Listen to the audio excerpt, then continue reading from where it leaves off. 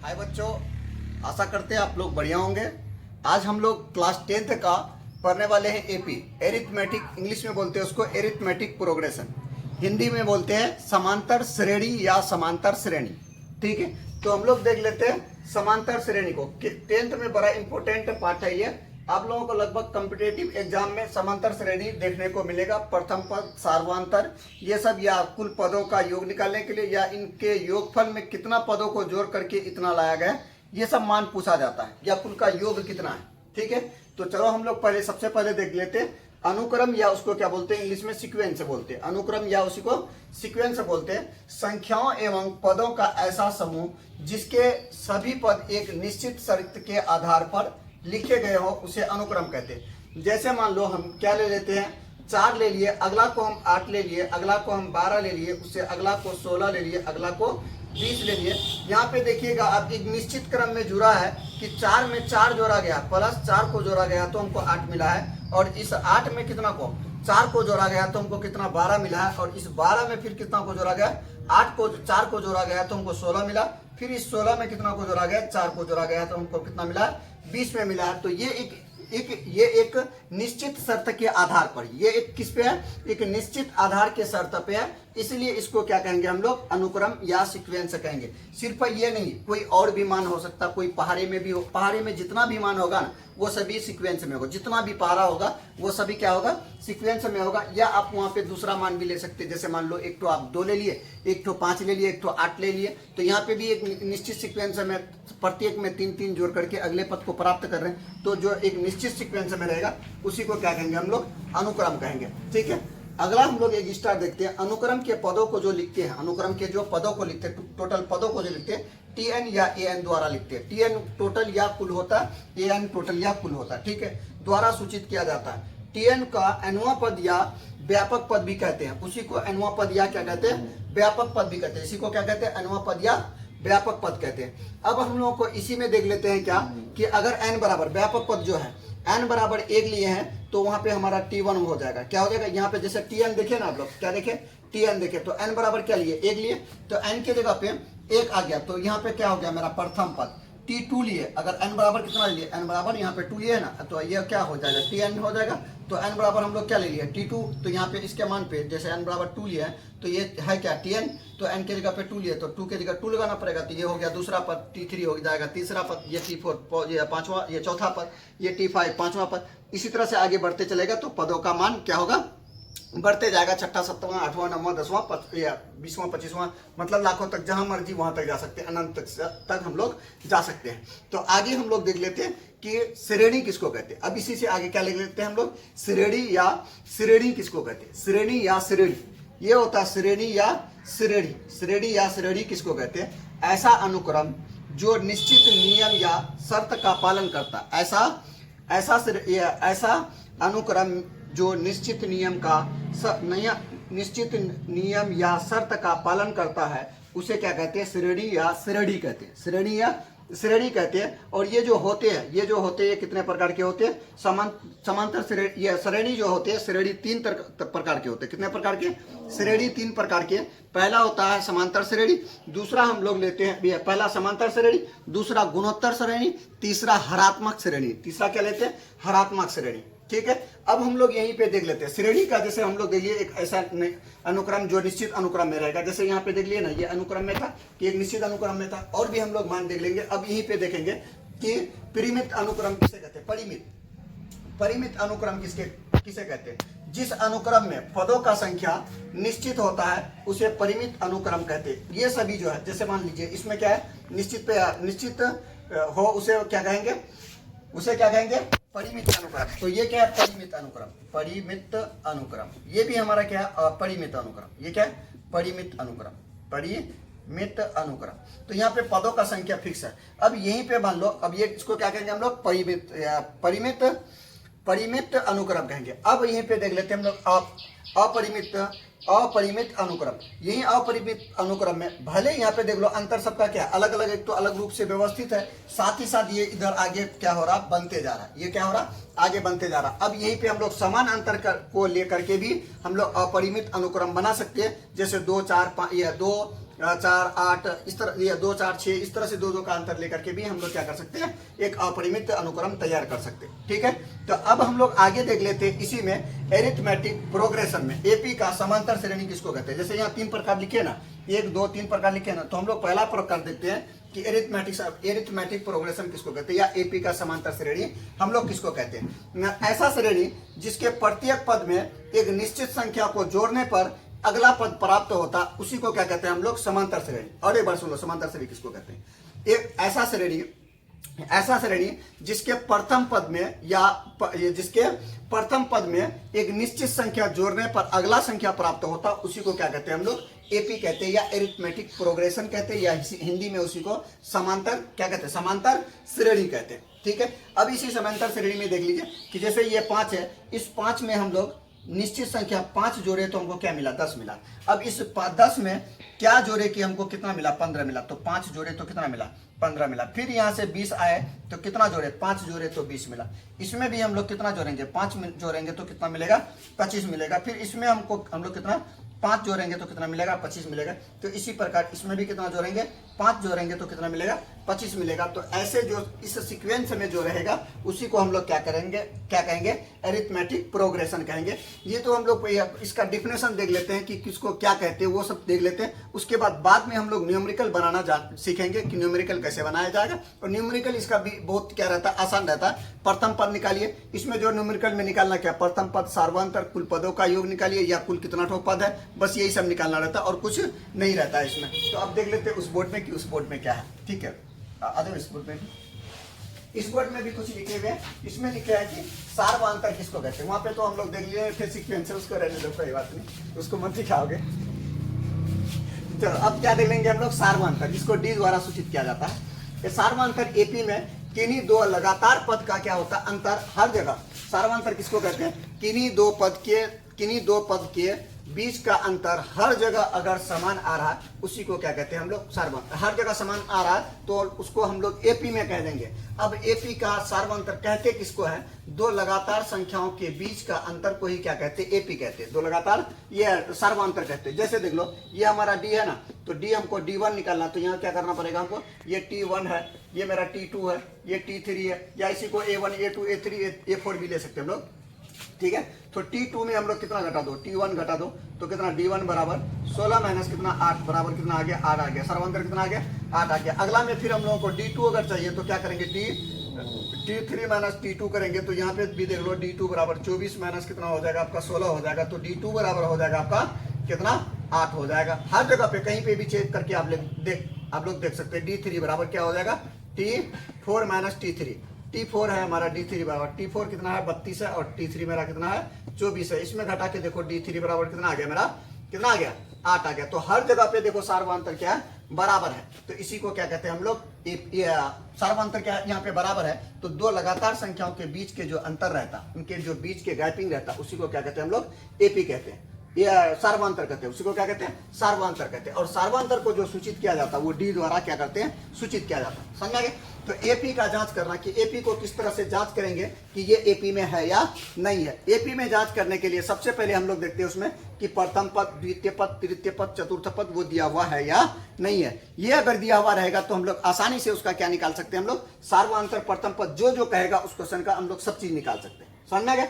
तो एपी में हमको, एपी यहाँ पे दिया हुआ, जांच करना है कि एपी में कौन है या नहीं है। एपी में जांच करने के लिए हम 2 पदों के बीच का अंतर देखते हैं कि हर जगह पे समान है या नहीं है। हर जगह अगर एपी के बीच का संख्याओं के बीच का ये अंतर बराबर है तो उसको क्या कहेंगे हम लोग, एपी में रहेगा। अगर हर जगह का सभी पदों के बीच का अंतर, जैसे मान लो इन दोनों पद है, 6 में से 8 घटेगा 2 बचेगा, 10 में 8 घटेगा 2 बचेगा, 12 में 10 घटेगा 2 बचेगा। तो इनमें से देखो सभी के बीच का सार्वंतर क्या समान है, तो इसलिए यह क्या है, एपी में है। यह क्या है, यह एपी में है। अब अगला देख लेते हैं कि अगला में ये एपी में है या नहीं। ये भी है, देखो 12, 24, 36, 48, इनके बीच का अंतर कितना हो जाएगा आपका, 12 हो जाएगा।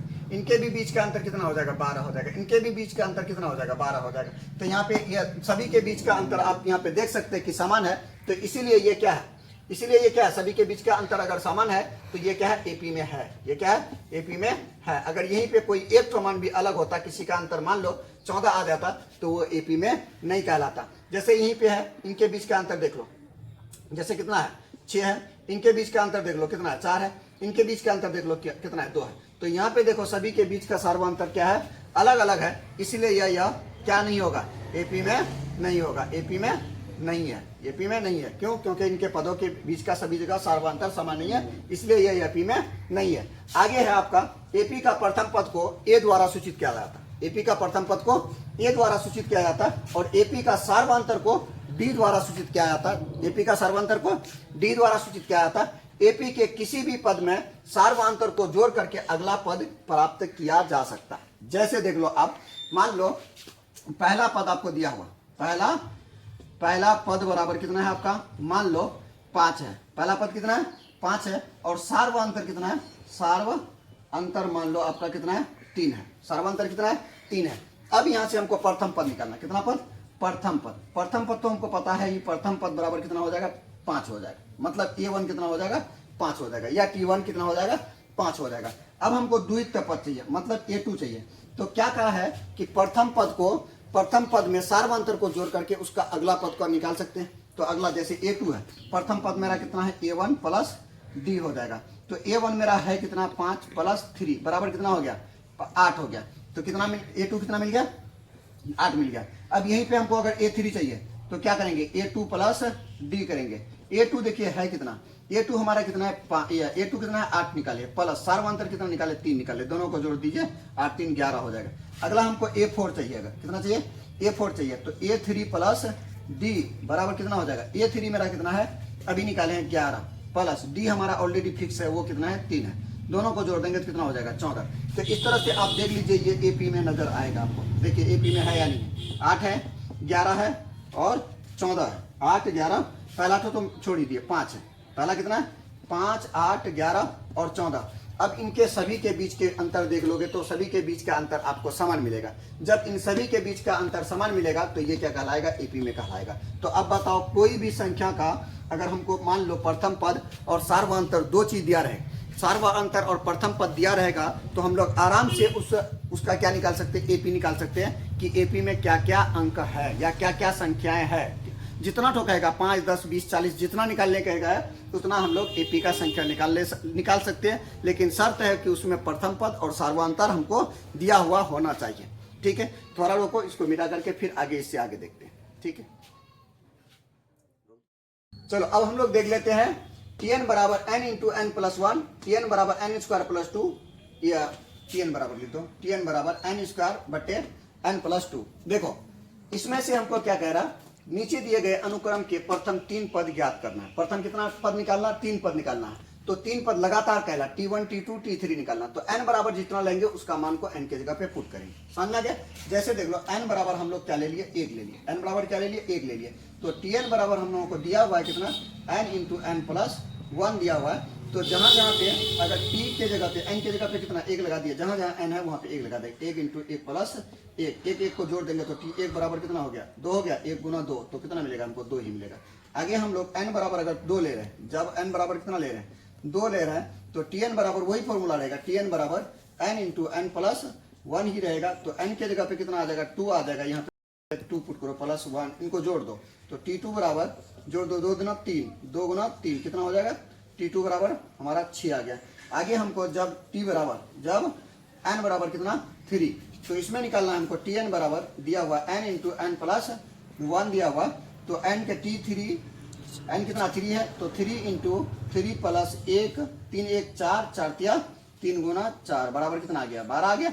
तो इसका देखो एपी निकल गया, इसका एपी निकल गया। एपी कितना हो जाएगा इसका, पहला पद देखो इसका क्या हो जाएगा, पहला पद हमारा हो जाएगा इसका, अगर पहला पद हो जाएगा यहाँ से देखो कितना निकाले 2, पहला क्या T1 हमारा 2 हो जाएगा, T2 हमारा कितना हो जाएगा, T2 हमारा 6 हो जाएगा, T3 हमारा कितना हो जाएगा 12 हो जाएगा। सही है रे, देखो तो Tn कितना T2 2, हाँ ये इस तरह से 3 पद निकाल लिए हम लोग। ठीक है, अगला 3 पद निकालने के लिए कह रहा था अनुक्रम का प्रथम 3 पद ज्ञात करें। तो ये जैसे घटा है 6 में से, लेकिन अंतर अलग आ रहा है, इसका 2 आ गया तो 3 दूना 6 आ गया। तो यहाँ 2 1 3 बराबर 3 लिए तो चलो सही है। अगला तो 3 पद देखो, इसका 3 पद हो गया, एपी नहीं निकालना, इसका अगला 3 पद निकालना, एपी नहीं निकलने के लिए क्या कह रहा, अगला 3 पद निकालना। तो इसका भी अगला 3 पद निकाल सकते हैं। जैसे टी एन बराबर कितना है, एन स्क्वायर प्लस 2 है, तो इसके जगह पे एन बराबर, जब एन बराबर कितना ले लिए, जब एन बराबर 1 ले लिए तो टी 1 बराबर क्या हो जाएगा, 1 का स्क्वायर प्लस 2, 1 का स्क्वायर 1 ही होता तो 2 हो गया। अगला दूसरा पद देखो सीधे निकाल देते हैं, एन स्क्वायर का मतलब 2 का स्क्वायर प्लस 2 कितना हो जाएगा, 2 दूना 4 प्लस 2 बराबर कितना हो गया, 6 हो गया। अगला तीसरा पद देख लो, टी 3 बराबर 3 का स्क्वायर कर दो, सीधे 2 को जोड़ दो, टी 3 बराबर कितना हो जाएगा, 3 का स्क्वायर कितना होता है 9 प्लस 2 कितना हो जाएगा, 11 हो जाएगा।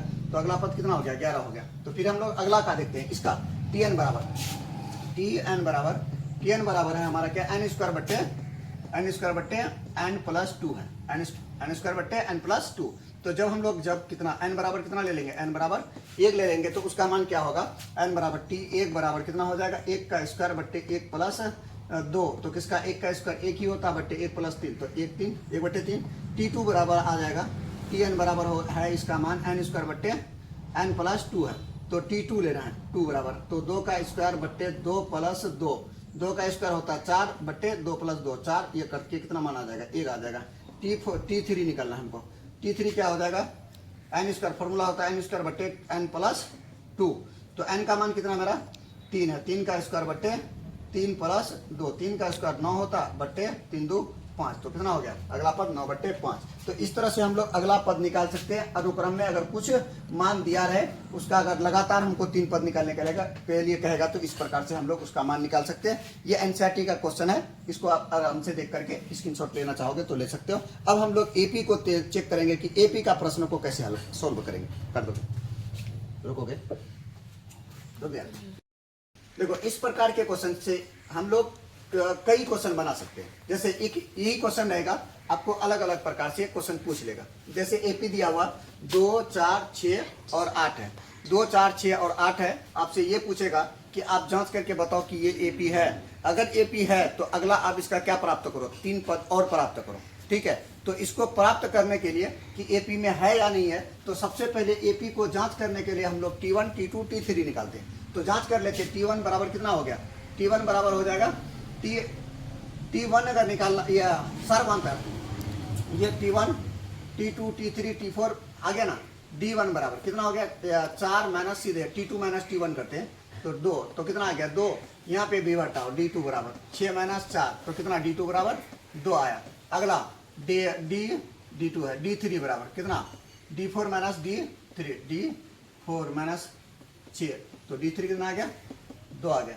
तो अब बताओ हम लोग पीछे क्या पढ़े थे कि ये उसके जो पिछले पद में सार्वंतर को जोड़ करके उसके अगला पद को प्राप्त कर किया जा सकता है। अगर मतलब ये कह रहा कि अगर 8 में हम लोग सार्वंतर जोड़ देंगे तो हमारा अगला पद प्राप्त हो जाएगा। तो सार्वंतर कितना है 2, 8 में 2 जोड़ दो तो कितना हो जाएगा, 8 में 2 जोड़ेंगे तो 10 हो जाएगा, तो एक अगला पद हो गया। अब इसी में फिर क्या करो, 2 जोड़ दो तो 12, फिर इसी में 2 जोड़ दो तो 14, तो देखो अगला 3 पद निकल गया। तो अब इसमें ये चेक करना है कि ये एपी में था या नहीं था। इस तरह का बहुत सारा क्वेश्चन मिलेगा आपको, अलग अलग टाइप से रहेगा कि आप जांच करो कि एपी में है या नहीं है। तो एपी में है या नहीं है तो हमको चेक क्या करना है, तो D1 सार्वांतर निकालेंगे, सभी के बीच का सार्वांतर। अगर सभी सार्वांतर आपस में बराबर है तो वो किस में है, एपी में है। अगर सभी सार्वांतर बराबर नहीं है तो एपी में नहीं है। अगर सभी सार्वांतर बराबर है तो ये भी कह रहा है कि अगला 3 भी पद निकाले।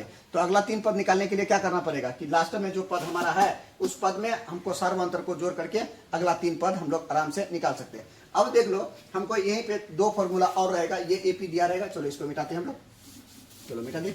अब यहीं पे मान लीजिए इसी प्रकार का प्रश्न दिया रहेगा, ये आगे क्या है मान लो जाते रहा, ठीक है, ये आगे मान लो कहीं कुछ तक गया है, ठीक है। तो अब यहाँ पे देखो 2 फॉर्मूला मिलेगा, लास्ट में भी हमारा संख्या मान लो यहाँ पे कितना है, मान लो यहाँ पे कितना है 48 है, मान लीजिए कितना है, ये डैश डैश गया है 48 तक गया है। कहाँ तक गया है 48 तक एपी दिया हुआ। तो प्रथम पद ए बराबर हमारा 2 है, तो सार्वांतर हमारा क्या हो जाएगा, सार्वांतर होता प्रथम पद को ए लेते जो 2 है, सार्वांतर को 4 में से 2 घटा दो, मतलब T2 माइनस या A2 माइनस A1 करते हैं तो वहां से हमको सार्वांतर मिल जाता है। तो मतलब 4 माइनस 2 करेंगे तो D बराबर हमको कितना मिल जाएगा, 2 मिल जाएगा।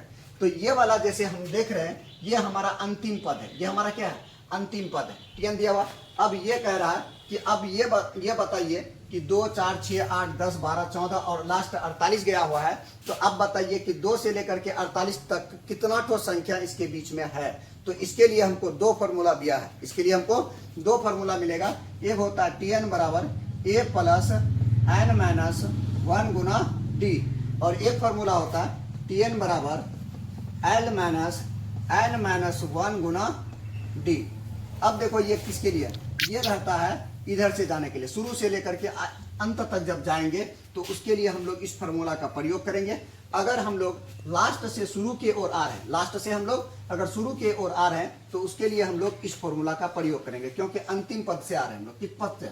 अंतिम पद को पहले लेंगे और यहाँ पे देखेंगे टोटल पद कितना है और सार्वधातुक इतना देखिए, ठीक है। क्योंकि यहाँ पे ये देखें, ये मतलब प्रथम पद और L जो होता है वो लास्ट पद होता है। L का मतलब क्या होता है? लास्ट पद होता है। और Tn जो रहता है वो कुल अंतिम पद होता है। Tn जो होता है वो क्या होता है? अंतिम पद जो रहता है, ठीक है।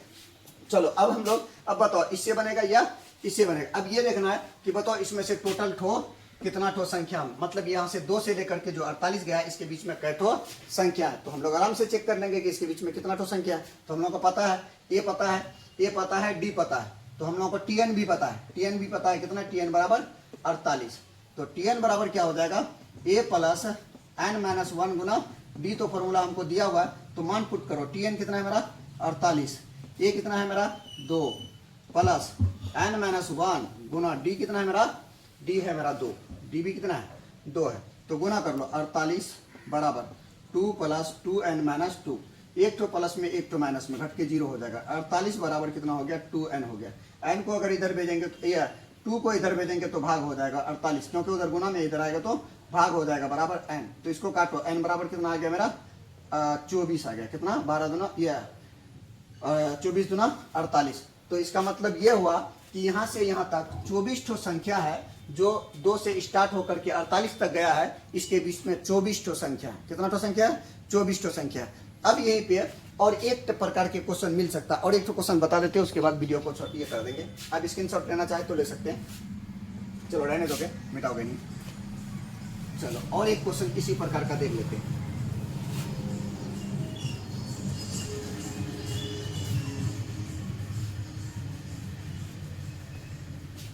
इसी प्रकार से ये गया कहां तक है, मान लो 60 तक गया है। कहां तक गया है? इसी प्रकार से लिखते लिखते लिखते लिखते लिखते कहां तक गया है, 60 तक। 60 तो अक्षर है, टोटल कितना है ये बता दिया है कि कुल पदों का संख्या कितना है, कुल पदों का, कुल पद कितना है, कुल पद कितना है 60 है। मतलब यहाँ से जो लिया गया है कुल पद कितना है 60 है। कुल कितना है 60 तो पद है, यहाँ पे 60 तो पद है। इसी क्वेश्चन में 60 तो पद है। n बराबर n का मान मतलब कितना है 60 है। मतलब कुल कितना ठो, काउंटिंग करें कितना ठो, ये डैश डैश आगे कहाँ तक गया, कैठो लिखे गए, कैठो लिखे 60 ठो, कैठो 60 ठो लिखे गए। चलो अब इसमें हम लोग देखेंगे कि अब इसमें सब चीज वही है। ये भी हमारा कितना 2, डी भी हमारा कितना 2, सब चीज वही है। अब बताओ कि इसमें अगर 60 ठो संख्या रहेगा, 60 ठो संख्या को जोड़ेंगे तो कितना आएगा। पहले क्या देखें कि 48 था, 2 से लेकर 48 था। तो बताओ इसके बीच में कितना ठो संख्या था। अब यहाँ पे हमको n बराबर 60 दिया है। अब बताओ 60 को जोड़ करके हमको कितना संख्या, कितना मिलेगा, मतलब इन 60 को जोड़ का योगफल मतलब क्या मिलेगा, समझ में गया।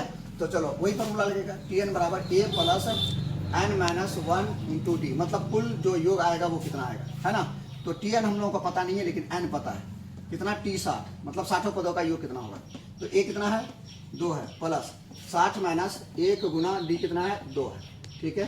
तो T60 बराबर कितना हो जाएगा 2 प्लस 60 में से 1 घटेगा 59, 5 9 गुना 2, T60 बराबर गुना कर दो, 9 गुना 18 का 8, 5 गुना 10 1 11, 118 प्लस 2 दोनों को जोड़ दो, T60 बराबर कितना आ गया 120। मतलब अगर इसी तरह से कोई एपी रहेगा और उस एपी में 60 ठो अगर पद रहा, कितना ठो पद, 60 ठो पद रहा, तो उन 60 पदों को जोड़ोगे तो उसका योगफल कितना आएगा 120 आएगा। कितना आएगा 120 आएगा। तो इस टाइप के आप उम्मीद है कि एनसीईआरटी में जितने भी प्रश्न है आप लगभग प्रश्न को इन प्रथम पद, सार्वधातुक, उसका अगला पद या पदों का योगफल या n निकालना हो तो इतना आप आराम से कर सकते हैं। अगर वीडियो अच्छा लगता है तो लाइक सब्सक्राइब, आप कमेंट्स करके ये भी बता सकते हैं जिस चैप्टर का आपको डिमांड है या जिस चैप्टर या जिस क्लास का आपका डिमांड है, आप कमेंट्स में बता सकते हैं। हम उस चैप्टर या उस टॉपिक पे विशेष रूप से बढ़िया से वीडियो बनाने का प्रयास करेंगे, कोशिश करेंगे।